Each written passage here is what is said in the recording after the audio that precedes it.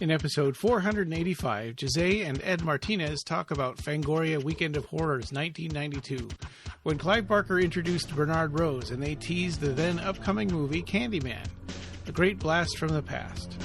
This is the Clive Barker Podcast, where longtime fans Ryan and Jose interview guests, bring you the news, and take deep dives into Barker-related stuff. So this time around, I couldn't be there. They recorded this episode while I was at work. So I'll be interested to listen to this while I'm editing, so we'll see how it goes. This episode is sponsored by Don Bertram's Celebrate Imagination. Don Bertram is a longtime friend of Clive and advocate of his art, but Don's unique and inspiring paintings are for sale, and over 50% of the proceeds go to the Arts and Medicine program at the Texas Children's Cancer Center. There's even a paver in Washington, D.C. representing Celebrate Imagination. We're thrilled that this worthy cause is sponsoring our podcast again this year, and we hope that you'll consider looking over his Pinterest page and commissioning a painting of your own. For commissions, Don requires no money down, and there will be no obligation on your part. You can also head over to the Etsy shop to buy one of his books, like A Chimney Sweep's Tale, Celebrate Imagination, or The Imaginaries. Follow the link in the show notes, or click on the side banner, and let's see what's new with Don Bertram today. On Facebook, you'll find that Don Bertram's most recent painting, The Conversation 3. Also, he painted a guitar that will be raffled off in March to support the Texas Children's Cancer Center. So that's pretty cool. You should go take a look at that. We've got a link in the show notes. Also, check out his newest videos on YouTube detailing the best Cutler Gallery prints recently made public from our Patreon. Let's welcome our other sponsor, Ed Martinez, and his YouTube channel. Lots of great special effects videos and Barker-related content. What's the latest from Ed? Actually, this time, the latest from Ed are the subject of this whole podcast, so please check it out. Hey, if you want to help us out, support us on Patreon at patreon.com/BarkerCast589. Our subscribers will get exclusive access to content not available anywhere else, like our Collector's Corner video series, rare Barker videos, and early behind-the-scenes stuff. Our supporters get to help us choose episode topics and even join us on the podcast. Our supporters also get access to the exclusive channel in our Discord server. We'll be forever grateful if you consider helping us out and subscribing to our Patreon.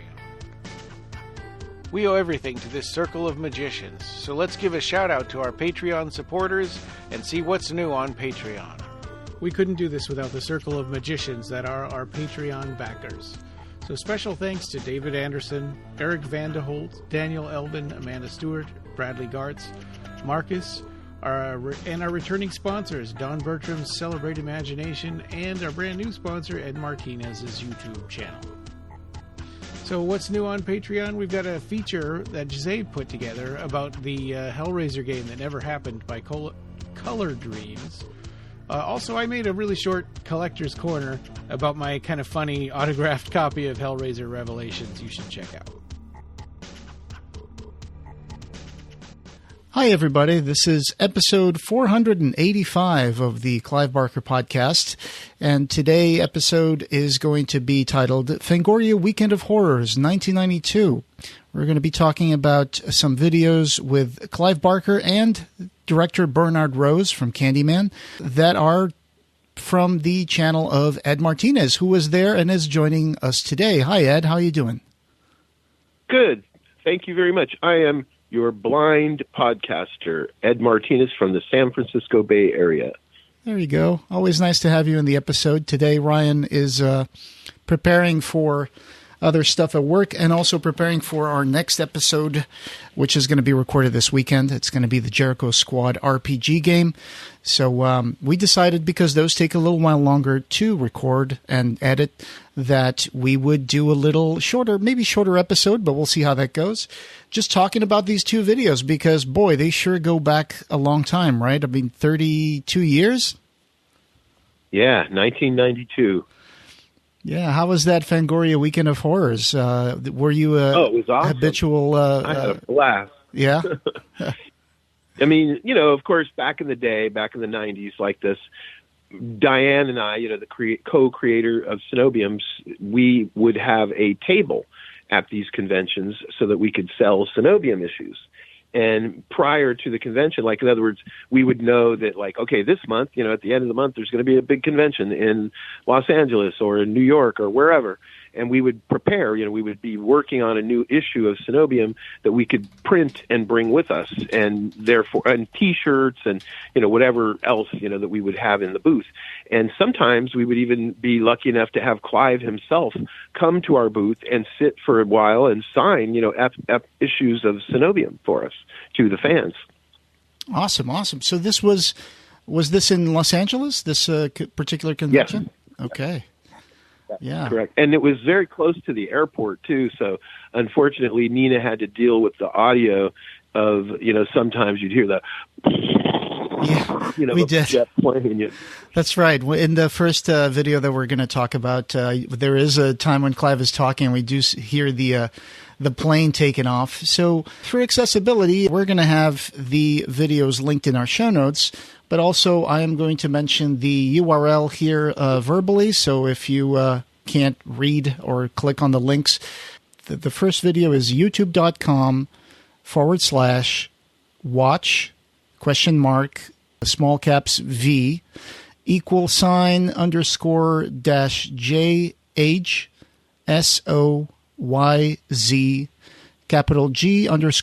G_U. So that's the first URL for the Clive Barker at the Fangoria Weekend of Horrors. Yeah. So, wow, that was a mouthful. Yeah, I know. That's what I was telling you before we started. That it's always good to have this verbally, so that way someone can always copy that, and if they can't see it, right? At least Like they can, I am blind, yeah. So everything is experienced orally, audio for me.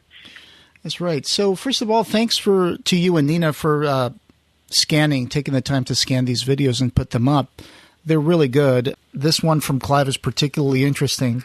He goes on about a lot of stuff, and also Nina went through the trouble of transcribing these videos, which we will also add to this blog post, so you can also read the transcription if you'd like. And ironically, the transcription, it reads like something he wrote, and he was just off the cuff, off the top of his head, just speaking, holding a microphone. And when you actually read the text, when it's printed out, it's like, wow, that's really, poignant. Yeah. So he was, at the time you start the video, I guess this was recorded on an old camcorder on videotape. Right. He starts by talking a little bit about how special effects can be expensive, but then he goes on to mention, that you can always work with within your budget. He mentioned something like mortician's wax. Cheap methods. Yeah. Cheap methods like he actually used. Yeah. Ironically, when the first words he says are, in my recording, because of course I started hitting the record button right when he said the word special effects, because that's what my channel is all about. I really hope that people who are listening will go to my channel and subscribe to my channel, because we're trying to get more subscriptions because we want to become monetized. And I am now blind, but I used to be sighted, about 11, 12 years ago. And before that, I was a special effects artist, and I would go to these conventions, and we would put out a magazine. And, now that I'm blind, I can't do any of that stuff. But Nina and I, my wife, we're still trying to give back, to the fan community by producing videos and putting up a YouTube channel. Yeah, stuff that you still have in your garage. And so... in my archive. In your archive, that's right. So the interesting part is that after he talks about how to make movies and how to distribute them, then he goes into who are they going to be distributed to. So he says that he wants to be able to get into the heads of people who think they're straight. He wants his work not just to be preaching to the converted. This is around the time he had written The Thief of Always and stuff like that. So it was he mentions that he wanted to make sure that his work was going to everybody, not just the people who the converted, right? The converted. So he even mentions people who are sitting in Omaha or Idaho, and he wanted to appeal to their weirdness. And he's like, well, these people might think they don't have a weird bone in their body, but everybody's got a weird bone, and it's your most important bone, right? And here he might be referring. He might be referring to a certain thing here. That might be a double entendre. Anyway, so right. Also, the double entendre of weird, like in other words, straight. Like in other words, he's gay, but you could take it two ways, not just straight as in sexuality, but also straight in your not being imaginative. Yeah, and not being like super the straight guy, right? In comedy, the straight guy is not necessarily meaning he's boring, the sexual orientation. It means, being the straight. It's kind of like a 70s or 60s word, right? Or the straights. The guy that would feed you the line that then the punchline is the joke. Right. He does get into a political criticism here. He mentions that things, the more things change, the more they stay the same. But he does mention that it is important to get under the wire. He says that culture is always being crushed by conservatism of every kind, from metaphysical conservatism, artistic conservatism, political conservatism. And you have to try to change people. You have to try to reach people and let them know that it's okay to be creative. To break out of that idea. Yeah, don't let dogma and stuff just keep you from being who you are or keep you from being open-minded. Actually, he was almost proselytizing. Like, in other words, this is the new church of ideas. It's like, be wide open. Like, don't let yourself be limited. Right. So I think that's always been available in society. There's always been people who are a lot more open-minded than others, and there's always people who dominate the cultural, creative landscape. Right. Like back in the medieval times, the religious dogma, the church. Of course, it's ironic how, like you say, the more things change, the more things stay the same. I mean, in our own today's world, what he said 30 years ago still holds true now. That's very, very true. I think this was shortly after Clive had moved to the U.S., after he wrote Imagica, because it's 1992. Right now, I'm not sure exactly when he moved to the U.S., but I think it might have been around that time, 91. I think 92. So, too. I think he had finally moved here. Yeah. And so he's focusing a little bit here on American culture. And he mentions people, like the South, or he mentions like the middle of the country, what they call the flyover states, or the Bible Belt. He doesn't shy away from talking to Christians or anything like that, because he loves it. Because he always wants to talk to a Christian, because he thinks he wants the Christian to understand change their mind. Yeah, that their mythology is also part of his mythology. And the funny thing that happens here is that he tells a story about how he ended up at a fundamentalist radio show. And he starts by saying that he actually had a good time, right? Like he went. He loved it. Yeah, he was in a book tour. Someone said, "Hey, a radio station wants to interview you, and we'll take you in a car." Publicist or something wanted to take him there on a publicity tour. Yeah, and he gets there, and there's a guy, and it's like, "Oh, cool, yeah, we're going to talk for an hour because we don't have advertising breaks and stuff." And he was like, "Huh, okay." And it's like, at the time, he didn't even realize that where the money was coming from. But he starts to tell them about Hellraiser and the Hellbound Heart. And oh boy, do they start calling in. Lit up. Yeah, the phone's lit up. According to Clive, they were quoting Deuteronomy down the lines at him and whatever. And it's like, yeah. But what's great is that Clive is well read in the Bible. He knows the Bible. I mean, he's written plays, A History of the Devil, and he's able to talk turkey with anybody. Yeah. I mean, I remember when Clive, this is a different kind of program, but I remember when Clive would be showing up on Loveline, and he'd be talking to people, and people would call in and say, "Hey, Clive." Really? Yeah. I never even knew that. That's really? Cool. I'll have to pull out some of those Loveline episodes with Clive Barker. Yeah, with Drew, Drew, the Dr. Drew. Oh, wow. That's right. He did maybe 4 or 5 of those episodes. I think you can still find those on the archive online, but I'll see if I can find them. But it's always fun to hear. I mean, I remember when he was on TV, like on Bill Maher's, Politically Incorrect. And, that's right. He went on a handful of shows like that. Yeah. So he wanted to stress the idea that it's important to make arguments and to communicate with people, even if they don't agree with you. However, debate. Debate them, not running away from them or shunning them off. This kind of conservatism gains more political power. He says that it would eventually start changing the culture. And he says they will fuck our culture and they will destroy all the good things in our culture because they're bland, empty-headed people. Yeah, the endowment for the arts, for example, is important. That keeps getting slashed every single administration. They just keep slashing that more and more. Yeah, he used to use that term, banal. He hates the banal. So he wants to appeal to let those people understand, I guess, from the inside that they do have a weird bone in their body. That, everybody when they were a kid used to think, oh, what would it be like if I could fly? Right. Just have that imagination. And a lot of people get that imagination. Put a towel around your neck and play Superman. And right.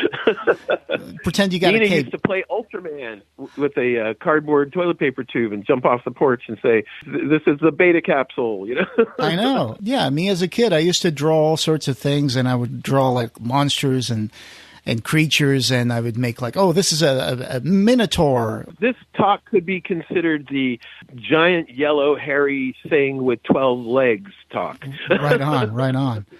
Yeah. And sometimes people, whether because of family influence or because of religious influence, or it just gets beaten out of them, or it gets like, when I say beaten, I don't mean physically beaten, but also like mentally beaten out of them. Wrung out of them. Right. So he's saying, even when you're walking around with your 3-piece suit and your crucifix, you still got that weird bone inside of you, and get to that part. And it's the most important bone. and bring it into your adult life. Then he moves on, and there was I think a kid, right, at some point asks him if he had a lot of ideas when he was a kid, right? When he was a kid, he had all his great ideas. Yeah. He tells the kid, and then he said, I'm just kidding. Yeah. He tells some stories about his childhood, which are really, really fun to listen to. This kid, I mean, at the time... About camp. Yeah, like going camping. Yeah. I love those camping stories. Or when he used to be afraid of the nighttime, and he would look out his window and imagine that there were monsters out. And then he would try to scare the monsters away by making faces at the dark. That's right. That's so cool that he would do that. That he's tougher and meaner than anything out there. Yes, yeah. But, you think about this stuff. I mean, this is 32 years ago. This kid, if he was like a teenager at the time, now he's probably in his mid-40s, maybe. Oh, I think the kid was maybe only 10 years old or something. He was with his dad. Yeah. And Clive mentions his own dad. Yeah. Yeah, that's good stuff. Nowadays, he's probably in his mid-40s. And I hope he still treasures that memory. There are some comments on your video, and there's a particular person who does mention their experience meeting Clive and then sending them a letter and receiving a package in the mail, which we will get to that. Oh. It's a cool comment. I mean, because of my blindness, I cannot go look at the comments. It's like I experience even my own YouTube channel, unless Nina's home, I use the YouTube, on my TV. I have an Apple TV, and I can, with remote control, I can go to my own channel, but I can't see the comments there. Right. Yeah, well, I'll read some of those to you as soon as we're done discussing the video. And so he does also mention some stuff about his own father, Len Barker. Yes. Felt like his dad was intimidated by the weird. He had a fear of the weird. Like every time that he said he wouldn't be caught dead at an event like this. Yeah. And then Clive kind of joked about bringing his corpse to the event, Oh, wow. He ends in a really good note. He talks about as he grew older and was dealing with teachers, that part of the school process is to try to homogenize every student. And that's why in British and some private colleges, they try to get people to use the same uniform. And he says sometimes it felt like they wanted us all to be the same. They also wanted us to all be the same height and the same... Everything. Yeah, everything, right? Like a cookie cutter. A cookie cutter.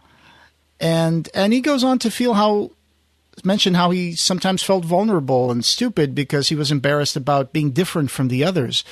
But then he realized at that point that he could do other stuff better than other people. And in this case, he says, I could scare people.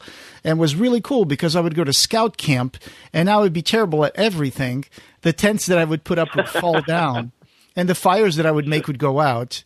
And when I was hiking, I would get bitten by wasps and bees and shit, and I would hate it. But at 11 o'clock at night, when the fires were, burning down, I could always guarantee that Barker would say something horrible. So that's fun hearing about Clive Barker being Scary a scout, stories. telling scary stories around a Scary campfire. stories.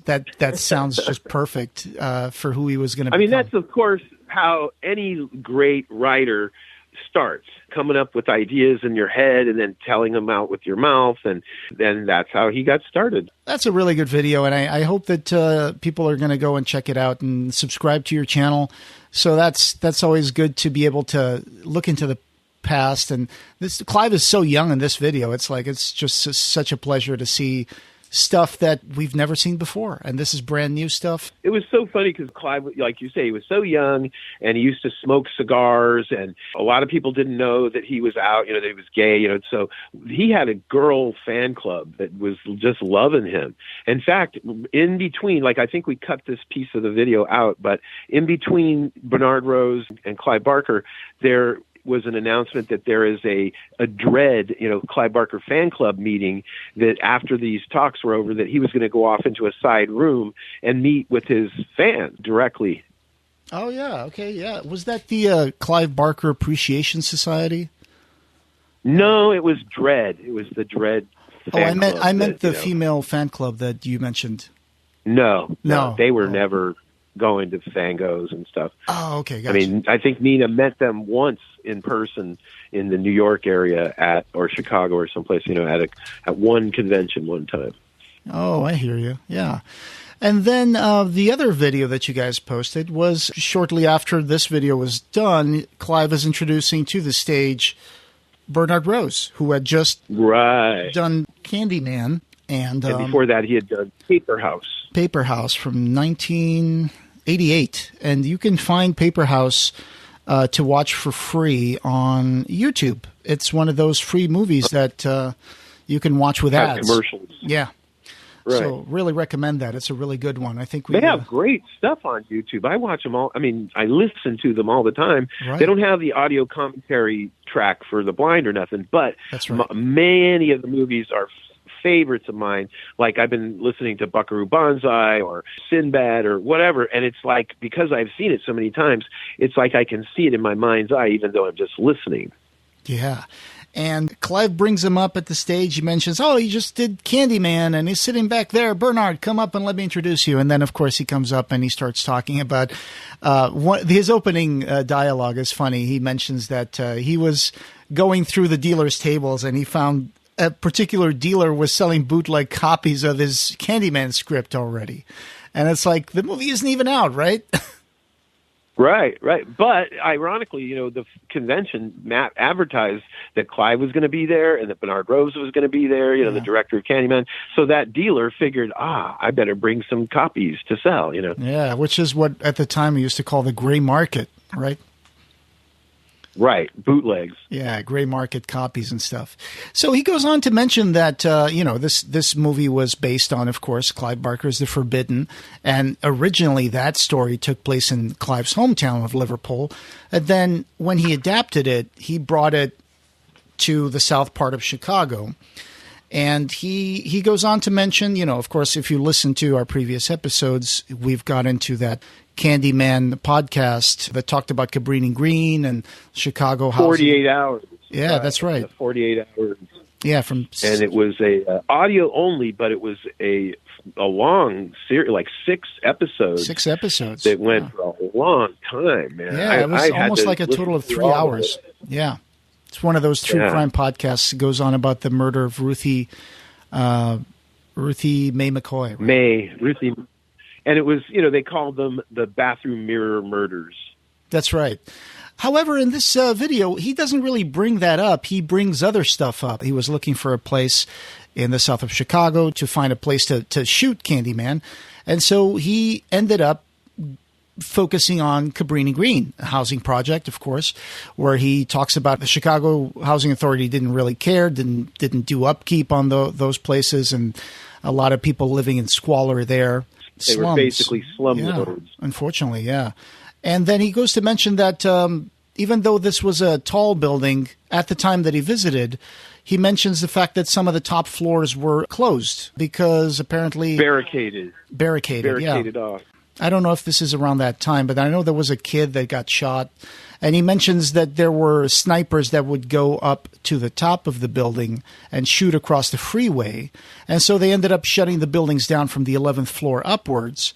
And if you took the elevator, when he's explaining how when he was visiting the project, that if you went up to the elevator above a certain floor, those floors would be boarded up. So there would be riveted metal doors. Metal doors, yeah. Yeah, that wouldn't let you get out of the elevator. They did manage to break into those floors, the local gangs and stuff like that. They would walk up the staircases and then kick in the cinder block and stuff to break through.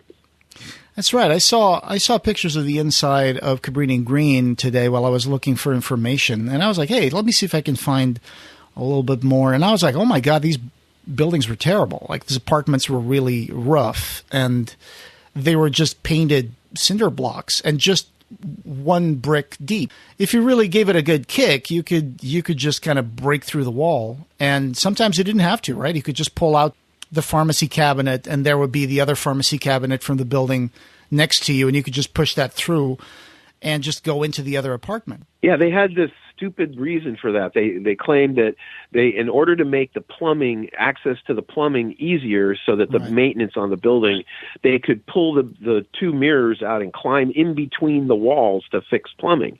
So that was their excuse for why it was like that. But crazy that you could pull the medicine cabinet out of one side and pull the medicine cabinet out of the other side and then just climb through. Right. So he does go on to mention that there were a lot of murders in that area, that it was like an area of Chicago which at one time had the highest murder rate in the country. And he does say that when people would smash through other apartments sometimes, I'm not sure how true this is, but I'm going to guess it's true, that they would knock down walls and they would create these like larger cavern-like, cathedral-like areas. And I think he kind of brought that up in the movie itself, because when you see the place where they had the Candyman sanctuary of sorts, right, with a big mural and the altar to Candyman. Yeah, the mouth of Candyman was a hole that I think was that where you could crawl through? Right, yes, that's where Helen goes through. But I'm talking about when she goes up to the place where the baby is set, like an altar to Candyman, and there's like these columns candles all around. And broken pieces of broken mirror, and it's very artfully decorated. Yeah, that's supposed to be referring what he's mentioning here, where it would be like a few walls would be knocked down, and then there would stay these girders up, right? That would look almost like a cathedral with columns. And there would be this cavernous area inside the building where they would just knock those places down. So we do see that in the original Candyman, kind of a reference to that. And I think it's when we had Bernard Rose previously in one of our episodes, he mentioned that set actually didn't go all the way up, but it was supposed to be mimicking that. So I don't know if they did some glass painting. Must have been budgetary. Yeah, of course. Budgetary reasons. He does go on to mention that there was a tension in that area when he was visiting, and that there would be like these unsolved murders there, and some people would actually believe certain urban legends, right? And one of the ones he mentions rumors, he mentions one that was some lady that at one point started seeing blood seeping through the cinder block wall into her living room. And then he goes on to say it wasn't just a little bit of blood. It was like a torrent of blood, like a puddle or a river. And so they call the cops, and the cops go in. And then he says they go to the next building, the derelict part of the building. And they didn't find a body there, but they found maybe 1.5 gallons, maybe more of human blood. And then in the corner, they found a set of male genitals. And you can hear the crowd just going, oh! Gasp. Yeah, and then men, of course, especially. Yeah, and then he leaves people on that kind of thing and says, oh, okay, well, I'm going to pass the microphone back to Clive. And they're like, no, we want to hear more about it. No. They didn't want him to leave them hanging. Yeah, so then he said, well, yes, and then, the cops went through the hole. They found a second hole, more blood, and they found another set of genitals. it becomes a little, at this point, I'm like, okay, you're just making this up now. And he says, now they never found anybody attached to these genitals. They never found out who they were. Or from, they never found out the dead body that goes along with those genitals. Yeah. And then, so all of this kind of went into the story. And he does have that moment in the movie, right, where there's a little kid talking to Helen, and he mentions that there was a kid that went to a public restroom, and then got his junk cut off. The mom it was taking forever for him to come out, and then the mom went in, and they found him there, and he had been castrated, and they found his junk in like the toilet, and there was like Candyman was there, and there was like bees in the toilet or something. So that does make it to the movie. So usually I looked it up. Yeah, wasn't that young actor, that little boy that says that? Was he in the new Candyman? He was not, though. He did campaign that he wanted to be in the new one, but then they did not put him in. They used that Yahya Mateen guy to play Little Anthony, I think. Oh, okay. But he didn't make it to the new one. That 48 Hours thing talked about the new one a little bit, too. That's right. I looked into this whole thing about a kid being like getting his genitals cut off in a bathroom, and it mostly came up with stuff saying that this is just a urban legend. Fiction. There's never been in recorded like unsolved murders, anything similar to that anybody could find.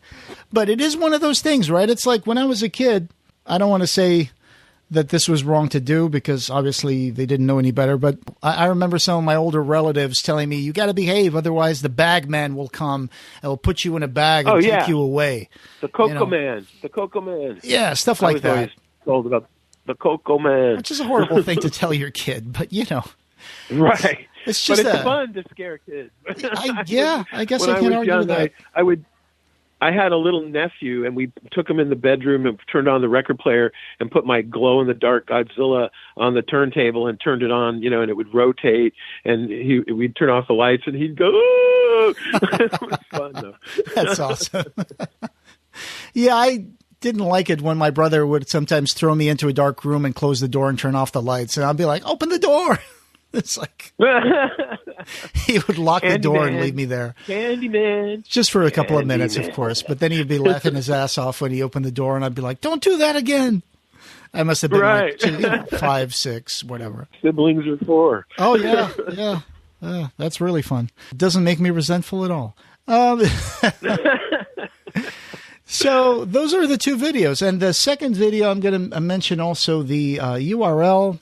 It's also www.youtube.com/watch $v $, O 7 E k G h C O J D U. So that's the URL for the Bernard Rose video in case you can't read and you have to, write this down at some point. So on the Ed Martinez channel. That's right, YouTube. On the Ed Martinez channel. And, I just really want to thank everyone, if you would please go subscribe to my channel because, like I said, I'm trying to get monetized. And, unfortunately, when I was sighted, I could record all these videos. And unfortunately, because now I am blind, my wife is so useful, so helpful. I love all the things she's been doing to help me make these videos available to put them up on YouTube. She does all the editing. And, without her help, it would not be happening. And in regards to this Weekend of Horrors, I know you guys have been slowly scanning bits and pieces here and there. You also had other segments that were from the same convention. You have a Doug Bradley, the Fangoria Weekend of Horrors from 1992 as well. You also had a bit with Tony Todd. That's a different one, though. That's one. The one with Doug Bradley is right after Hellraiser 3 got completed, and he came to Chicago, the Chicago Fangoria Weekend of Horrors, and that's the one where Nina was there. And I met her for the very first time. She was dressed up like her Penelope Cenobite and was in the costume contest. And Doug was one of the costume judges. So we do have that video up on my YouTube channel as well. But we also gave you guys a new video from the Razorline booth at San Diego Comic Book Convention where Clive was there signing. And Nick Vince was there too. Cenobium brought Nick Vince all the way from England, on our dime to come and stay for a week, San Diego Comic Book Convention in 1992, I believe. That's right, Chicago, October 31st, 92. I'll mention I'll drop also the URL for your channel. It's pretty easy. I promise this one doesn't have a lot of different characters. It's just youtube.com/@ Edward A. Martinez. So that is, and you'll recognize Ed. He's in the picture hugging a bunch of guys in ape suits. Yeah, I did a 2001 A Space Odyssey short film, which is also on my channel. I did all the prosthetics and ape makeups for that. We did a spoof on the movie 2001 A Space Odyssey, where the obelisk comes and the apes are touching it and becoming more intelligent. There used to be also...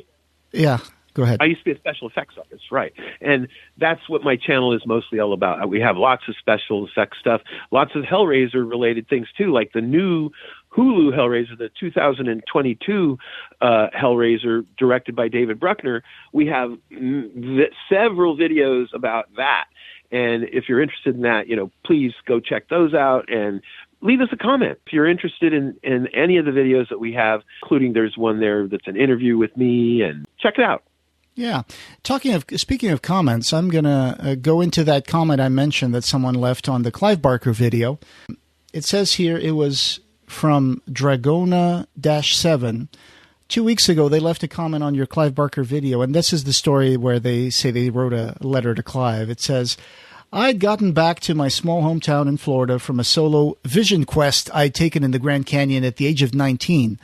My folks were pissed off, probably for a handful of reasons, but mainly because I was obviously taking a path that had no future in it, nor any promise of worldly security for that matter. A package had arrived for me in my absence, and even now, 33 years later, my heart soars just thinking about it. It was from my favorite wordling on the planet, Clive Barker. Half a year previously, while reading Imagica for the first time, I had been touched by the novel on so many levels that I simply had to write him a letter. I'm glad I had forgotten all about it, as it made the surprise gift of the package he sent in response that much more shocking.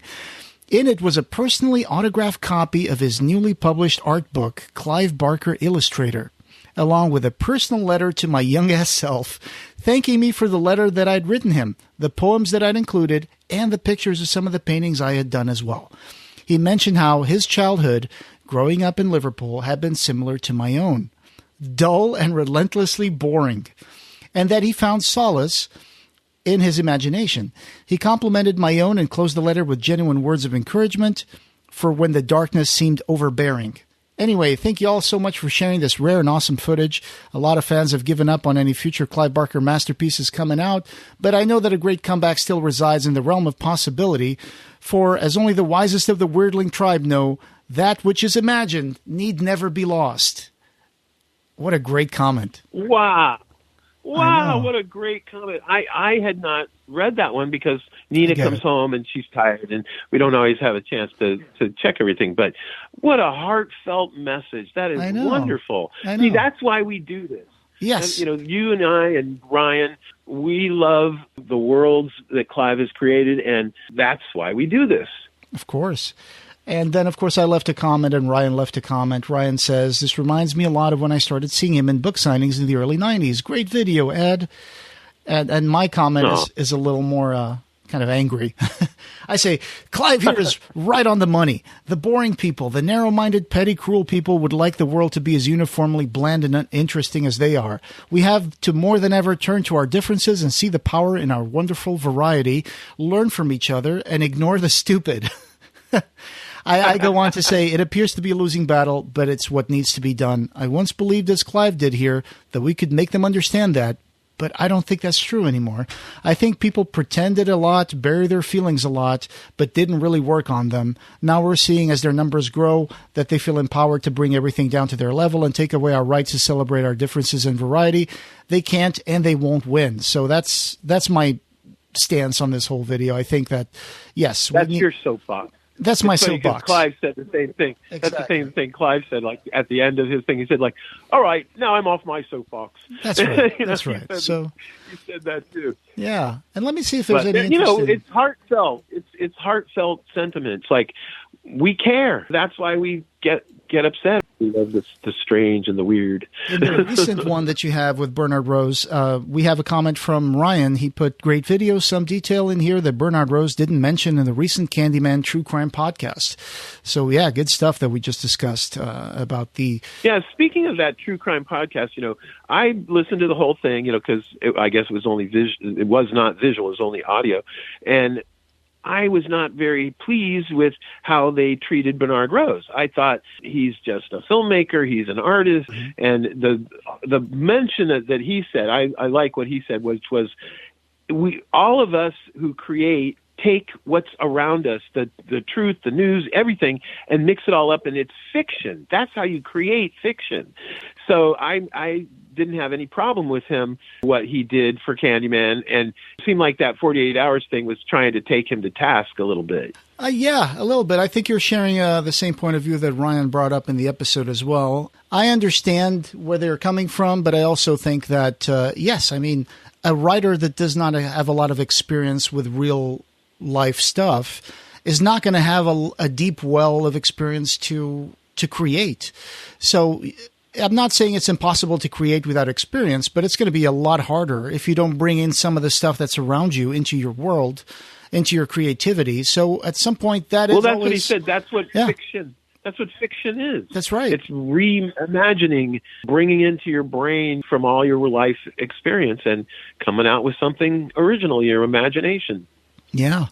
And there might be some other news that we can get here into here about possibly there might be some stuff coming out in terms of Hellraiser and Nightbreed. Do you want to segue into what you found out recently? Yeah, I have a little bit of a sneak peek into the world of Trick or Treat Studios.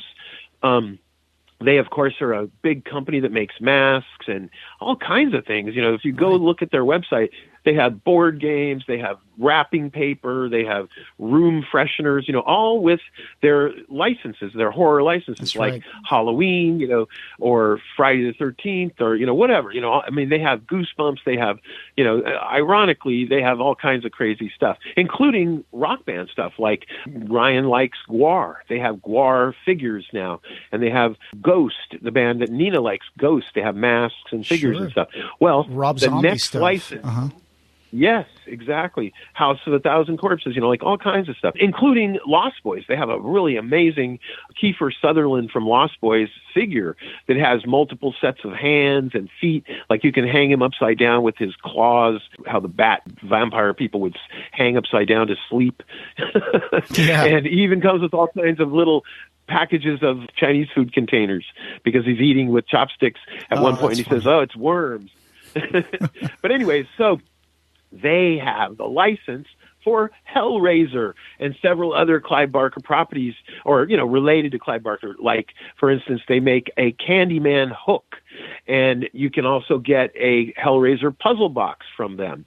So they also now have the license for Hellraiser 1, and they're coming out with figures from Hellraiser 1. Wow. In just a few weeks, there's going to be a big event in the New York City, the Toy Fair that's coming out, and they are going to premiere some of their new line of figures from Hellraiser. They're going to do, of course, the original 4 Cenobites, Pinhead, Chatterer, Female, and Butterball.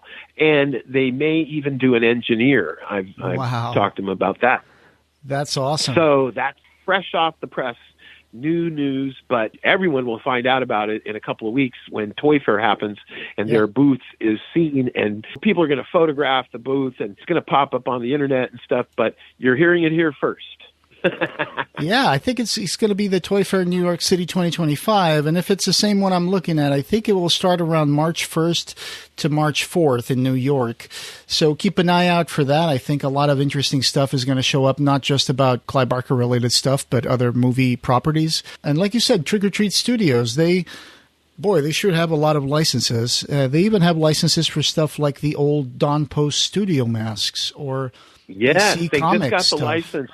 They own all of Don Post Studios molds, and they're coming out with all their old classic stuff, like even from the 70s, like the original Halloween 3 Silver Shamrock. They have the skull, the witch, and the pumpkin. Yeah. They have all 3 of those. And, like the movie Halloween, like in the beginning of the movie, there's a jack-o'-lantern that, is been carved with a light inside, and they have an exact duplicate of that jack-o'-lantern from the porch of Halloween as well, and all kinds of things. Go look at their website. But man, coming up in the next few weeks, the news will break and the photos will start appearing on the internet and stuff. And of course, I will be getting some of those photos, and I will share them with you guys, and you can put them on the blog and all that. Maybe we'll do like a little article about it or something. Sounds great. So it's going to be Hellraiser and Nightbreed as well? Well, I'm not sure about the Nightbreed stuff because he did say that they had created, 5 figures, but he's not sure yet, when they'll release those or anything. Okay, sure. A little bit at a time. Yeah. Because I was asking because I'm looking at their licenses related to Clive. They do have the Candyman, where they still have a 8-inch figure of Candyman from Scream Greats collection. They have... Oh, I didn't know that. I can't see the website. So, that's great to know. Yeah, they have a little 8-inch figure. Is that the one... What? Is that the one that has like a fabric coat and stuff? Good question. So I'm looking at it right now. I don't think it has a fabric one. I think it's sculpted plastic. From what I see, it's just Candyman with his like fur coat and of course his hook. Right. And it's what's interesting is I did find out that, and I believe this is true, for the Pinhead and everything too, is that they are going to be articulated. Their arms and legs will move. Oh, cool. Yeah, we expect that. And then they had, like you said, well, not Hellraiser. Necessarily. Uh-huh. There are some figures out there that are just static statues. Sure, yeah. They have the license for Hellraiser Inferno, which gives them the right to sell the Lament box. A box. Yeah. Right. And then they have the license for Nightbreed, where they were the ones selling replicas of the knives for Dr. Decker, as well as the Dr. Decker mask, and I believe a black are the berserker. Knives full size? Are the knives full size? Are they props that you can get that are full size? Or are they little ones for the figure, for the Decker? They are, I think they are full size. They're supposed to be accessories to the mask, I believe, separately. Okay, yeah, because they do have a Decker mask and they do have a Berserker mask. And I do believe that I don't know if they still offer it, but they had the moon face Nightbreed guy. Forget his name right now. Oh, Kinski, Is it Kinski? Yeah. No, it's not in the website anymore. Right now they only have the Dr. Decker, but it's sold out. There's still the Black Berserker mask, which doesn't say it's sold out, so it's probably still available for $50. And then they have those knives, accessories for Dr. Decker, and they have some decorations, which are just paper cut decorations. Flat Nightbreed wall decor for Halloween, which is Boone, Peliquin, a group of 3 Berserkers, a Dr. Decker. I'm not sure if these are articulated. I don't think they are. And then there's also a full figure Peliquin. There's a Kinski thing you can stick on your wall. And there's Narcisse at the Gates of Midian. It's just a bust from the chest up. And then the background has the Midian gate. And it's just something flat paper, but very colorful. You can hang that on your wall. And I never bought them, but I'm interested in this. That's cool that they offer that kind of decorations and stuff because, someday that stuff will not be available anymore and it'll become rare collectibles. But, and it could be something cool to get signed if you ever were in person with the actor that played or Clive or whatever, And then also the thing, too, is that you could have a Nightbreed party, bring it all out and put all that stuff in your living room on a Halloween and make it Nightbreed themed. Post pictures on the internet. That's a great idea, like though, Decker. to bring this stuff to be signed by Cronenberg or Nicholas Vince or whoever you get to meet. Whoever, yeah, those would be great collectibles. They're just $14.99 for each pack of these, and each one comes with 4 different figurines that you can put on your wall. So I really want to help them sell Nightbreed stuff because I think that they understand that Nightbreed isn't as popular as Hellraiser, and so they're going to come out with the Hellraiser stuff. But I do hope they come out with the Nightbreed stuff too. Yeah, that would be terrific. But hey, if they're going to bring out any prototypes to the New York Toy Fair for Hellraiser figurines, I'm looking forward to that because we have not had any major figurines like that since NECA, right? Back in the day. And it's been a long time now. Yeah. I think it's been like 10 years at least. Or more. Yeah, I don't know. I mean, when those figurines came up, it was like the early, mid-2000s or something. So, yeah, it's more than 10 years, I think, yeah. If these are popular, they can make various sizes. Like they could make like a 4 or 5 inch size, a 6-8 inch size, or a 12-inch size. Like he told me, that they have that ability to be able to, if they're popular, they can make them in different sizes and everything. Oh, yeah, like they did for the NECA figurines, right? Because you had the smaller ones, exactly. And then there were a couple of those, like the Chatter and the Pinhead, that actually could... That were 12. Yeah, and they were activated by motion or something, but I'm not expecting that. Right, the Chatter actually went... I have them both, and the Chatter one goes... Nyah, nyah, nyah, nyah, nyah, and the Pinhead one talks. No, they both do have some... They have electronics and battery operated. Yeah. Well, there was also that Ultimate Pinhead that came out more recently, but it would be great to have a set of the original Cenobites again. The original, yeah. Right, all of them, all 4. And who knows, maybe in the future, some of those Hulu Cenobites. I think they would be tricky to make, but wow, those would be really awesome. Oh, it would be awesome. Yeah, I agree. I mean, including, Hellraiser isn't that easy either. Look at the female with her wires, and look at Pinhead with his pins. Modern technology got to be involved to solve the pins problem on Pinhead's head, for NECA. So, it'll be curious to see, how the Trick or Treat one looks, how they do the pins. I agree. So that's exciting. Let's see what comes out from Trick or Treat Studios. Like you said, if the Toy Fair is in the beginning of March, I'm sure by the first week of March we'll be having a better insight on what they're bringing to the table. The internet will explode with photos and stuff, I'm sure. Thanks to Justin Mabry, who is their product development guy, who's designing and creating these, I believe. Thanks for keeping us on the loop.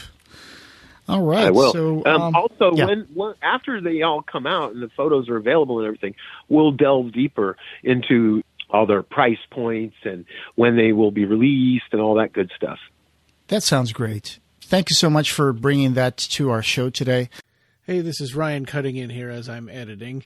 I just wanted to let you know that we've got some news. Actually, after they edited this podcast, I've been talking with Simon Bamford and a friend of his that's wants to promote a new podcast that they'll be working on. So Simon Bamford, the Butterball Cenobite, and Nicholas Vince, the Chatterer, and Doug Bradley, Pinhead, will all be in this audio drama podcast about horror, kung fu, action comedy, urban fantasy, and sorcery. It's an audio drama podcast called The Temple of the Killer Tiger Monkeys.